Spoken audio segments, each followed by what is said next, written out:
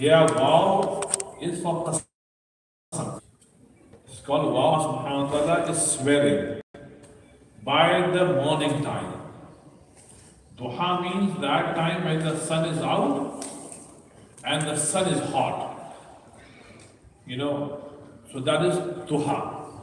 Around 10, 11, 12 o'clock. That is the time of duha. So Allah subhanahu wa ta'ala is swearing by that time, what duha. Another thing is walayli idha saja. Allah says, I'm swearing by that night. Idha saja, that had made everything black. Ma wadda'aka rabbuka wa ma qala. Your Rabb had not deserted you. And wama qala, and he has not abandoned you. Laka min al-ula. And your akhirat, the life after death, is going to be better than the life that you are leading in this world.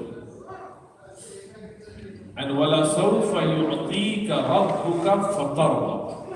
Allah says, and definitely Allah is going to grant you your wishes, so much so that you are going to be content and pleased and happy. وَتَرْضَى means that you are going to be happy and pleased. And here Rasulullah said that I am going to be happy and pleased only when the last ummati of mine will be entered into Jannah.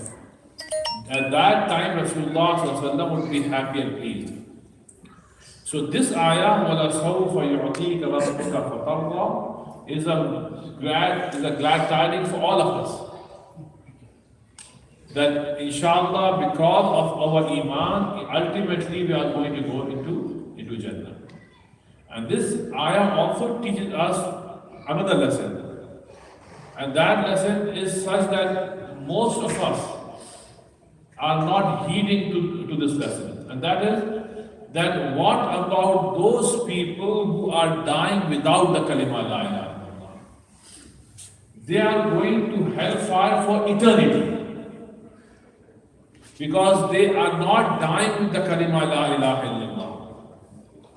What would happen to them? For them Allah said, إِنَّ الَّذِينَ كَفَرُوا وَمَاتُوا وَهُمْ كُفَّارٌ أُولَٰئِكَ عَلَيْهِمْ لَعْنَةُ اللَّهِ وَالْمَلَائِكَةِ وَالنَّاسِ أَجْمَعِينَ خَالِدِينَ فِيهَا أَبَدًا.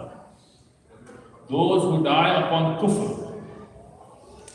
the curse of Allah would be upon them in such a way that they are going to live in Jahannam, in hellfire forever and ever. So brothers and sisters, the weakest Muslim in the world, see so many people flock to the masjid. So many.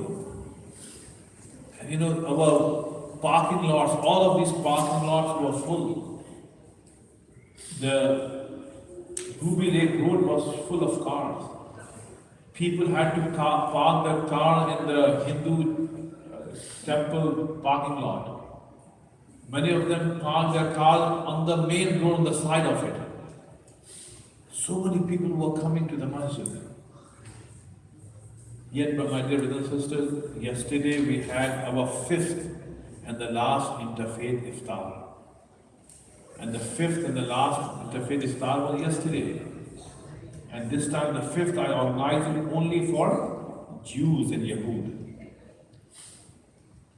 And we invited 5 to 6 synagogues in the greater Orlando area.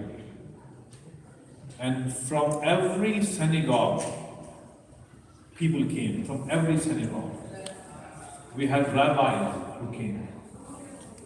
We had a wonderful experience yesterday where I spoke about Islam and the Jewish people talked about the similarity that they find in Islam and Judaism. But, my dear brothers and sisters, there's one thing that I would like to mention here.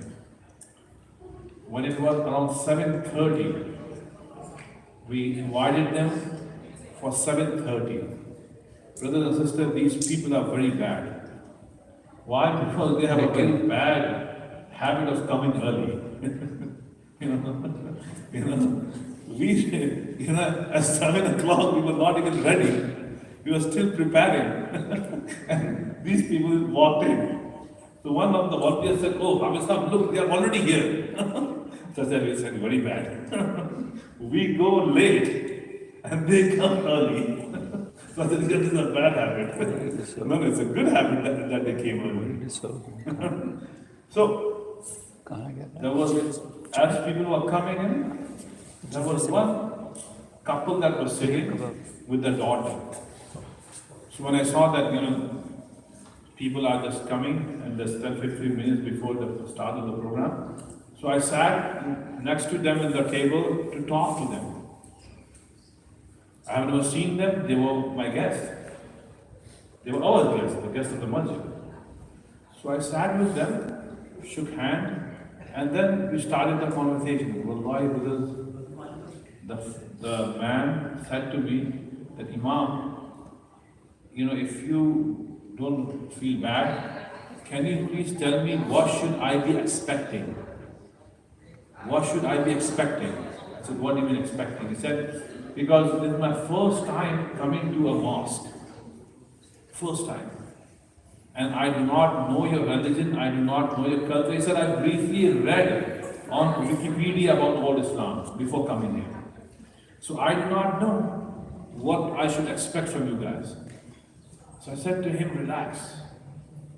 This is like any event that we have been to. It's nothing different than any event. Yes, the only thing is that I'm going to talk to you, I'm going to explain to you what Islam is briefly. It's going to be a brief one. And then your rabbi is going to tell us what you believe in when it comes to fasting.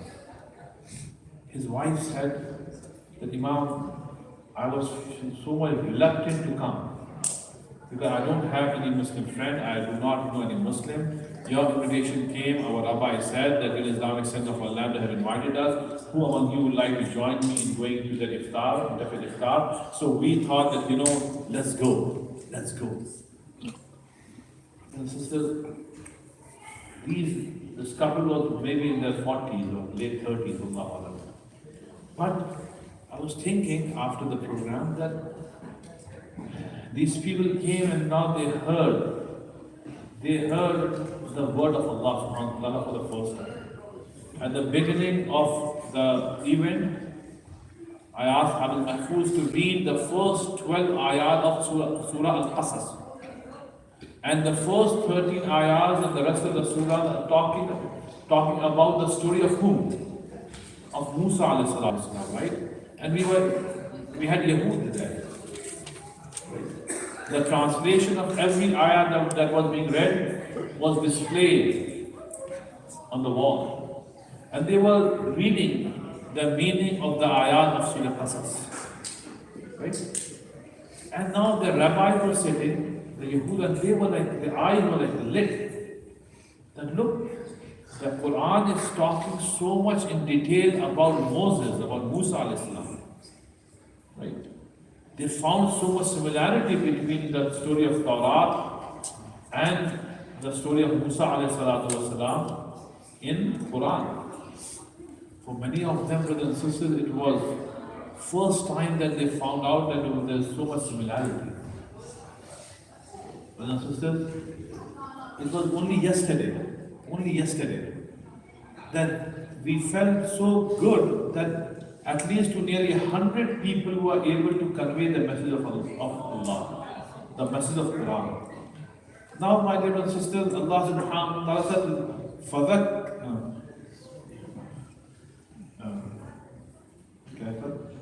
Lasta alayhim bimusaytir, that you convey the message and you are not a dictator, you are not an enforcer, then you can enforce somebody to accept.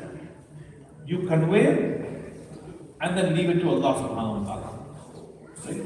So my dear brothers and sisters, majority of the people living on this planet do not know about Islam. They are dying on kufr and shirk. The worst Muslim living on this planet, right? He is still better. Why? that because that person still has the kalima la ilaha illallah constantly in the heart. Although it's very weak. But in Surah Al-Duha, Allah is saying, وَلَسَوْفَ يُعْطِيكَ رَبُّكَ فَتَرْضَى.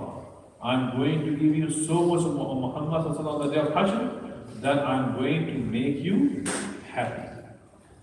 Rasulullah said, I'll be happy when the weakest of the weak among Muslims, the weakest Muslim, will be forgiven by Allah and that person will enter into Jannah. So my dear brothers and sisters, it is good that we are working upon ourselves. It is good that we are trying to strengthen our Iman. It is good that we are trying to learn Quran and Hadith, which is excellent, excellent. But my dear brothers and sisters, this is half the work that we are doing. The other half we are ignoring. And that is that we must take this kalima to those who have never heard about it. Right? And this is the job that Allah subhanahu wa ta'ala had given to everyone. And then brothers, after Wadduha is Alam Nashrah. You see whether Duha and Alam Nashrah, these two surahs were revealed at the same time to Rasulullah. They did not come at different intervals. But these two surahs are like sister surahs. Just like Rabbil Falaq and Rabbil Nas. These two surahs were revealed together to Rasulullah. So that's in Surah Al-Nashrah that talks about the greatness of our Rasul. How great our Rasul is in the eyes of Allah subhanahu wa ta'ala. And brother, which ayah is that? That ayah is وَرَفَعْنَا لَكَ ذِكْرَكَ. Allah subhanahu wa ta'ala said that I have raised your dhikr in this world. So brothers, one is zikrullah and second is zikrul Nabi sallallahu alaihi wasallam. Right? So the dhikr of Allah without the dhikr of Nabi is incomplete. Because if you are just doing zikrullah and you are not doing zikrul Nabi, it is incomplete. Because Allah is saying, وَرَفَعْنَا لَكَ ذِكْرًا. I have raised your dhikr. I give you an example. In salah, right? You are doing the dhikr of Allah. You said Allahu Akbar, you are praising Allah. Fold your hands. Alhamdulillah Rabbil Alameen, Ar-Rahman Ar-Rahim, Malik Yawmiddin, praising Allah, right? Then you read some ayahs from Quran, praising Allah. Then you go into the ruku, Subhana Rabbiyal Azim. Again, you are praising. Sami Allahu liman hamida. Again, Allahu Akbar. Allah is the greatest. You go into the sajda.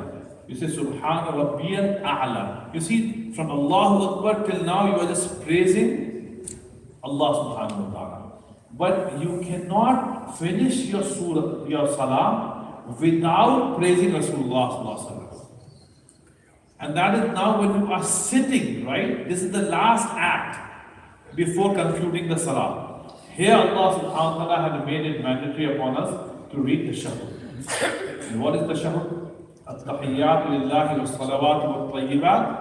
And then you say Assalamu alayka. Assalamu alayka, and this is the kalam between Allah and Nabi sallallahu alaihi wasallam that happened in Mi'raj. Allah said to Rasulullah, Assalamu alayka, ayyuhan Nabi, that may Allah's blessings be upon you. And then said, Assalamu alayna wa ala ibadillahi salihin. Rasulullah said, Allah's salamti be upon me and then upon every righteous person. Right? Then brothers and sisters, what do you say? Ashhadu an la ilaha illallah. Brothers, you don't stop there. Zikrul Nabi. Wa ashhadu anna Muhammadan abduhu wa rasuluh. This should be enough. You should say Assalamu alaikum. No. You cannot do Assalamu alaikum. Now Zikrul Nabi should continue. And that is Allahumma salli ala Muhammad wa ala ali Muhammad kama sallaita ala Ibrahim wa ala ali Ibrahim. Allahumma barik ala Muhammad wa ala ali Muhammad kama barakta ala Ibrahim wa ala ali Ibrahim. So imagine, my dear brothers and sisters, the zikr of Allah without the zikr of Nabi is incomplete. Right? This is why, my dear brothers and sisters, Allah is saying, وَرَفَعْنَا لَكَ. I have raised your zikr in this world. So billions of Muslims pray salah, and they pray so many salah, especially in Ramadan. But in every salah, along with the zikr of Allah, they do the zikr of Rasulullah. So my dear brothers, this is the high status of our Rasulullah in the eyes of Allah subhanahu wa ta'ala. May Allah subhanahu wa ta'ala help me understand this. SubhanAllah wa bihamdihi, subhanallah wa bihamdihi. Nashhadu an la ilaha illa Allah.